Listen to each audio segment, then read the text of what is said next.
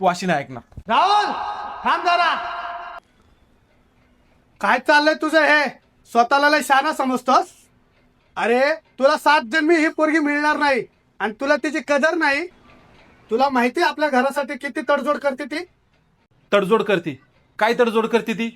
सकाळी 2 भांडे घासले, जेवण बनवलं, 2 कपडे धुतले, त्याच्यानंतर दिवसभर तर झोपूनच असते ना, आरामच करते ना ती. काय तडजोड करते? सुनबाई जरा इकडे फिर तू. हे बघ, ती दिवसभर पेन लावून फिरते, पण तिने तुझ्याकडे कधी ड्रेस मागितला?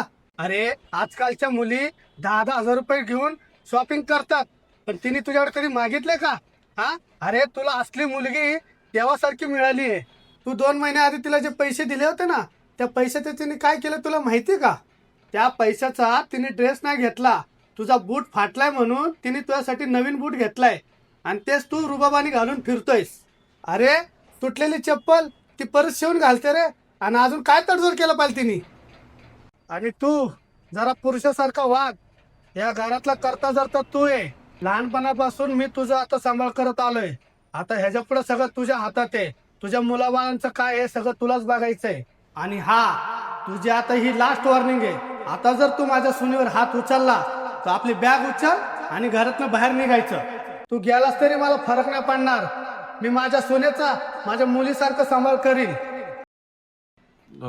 सॉरी पप्पा, मला माहित नव्हतं ही एवढी घरासाठी आपल्या तडजोड करते म्हणून. ऑफिसमध्ये एवढं काम असतं अहो की बॉस लय ओरडतात, आणि मग घरी आल्यावरती जेवण नाही भेटलं की मला राग येतो. बॉस जसं माझ्यावरती ओरडतात ना, तसं मग मी हिच्यावरती येऊन ओरडतो. पण मला नव्हतं माहिती की ही एवढं माझ्या संसारासाठी करते म्हणून. मी ह्याच्या पुढं कधीच तिच्यावरती हात पण उचलणार नाही आणि तिला कधी वाईट पण बोलणार नाही. आणि राहिली गोष्ट लग्नाच्या वाढदिवसाची, बाहेर जेवायला जायची, तर ठीक आहे, आपण जेवायला जाऊया. आणि सॉरी पप्पा, मला माफ कर. ठीक आहे. जा, तू आवरून ये, आपण जाऊया जेवायला.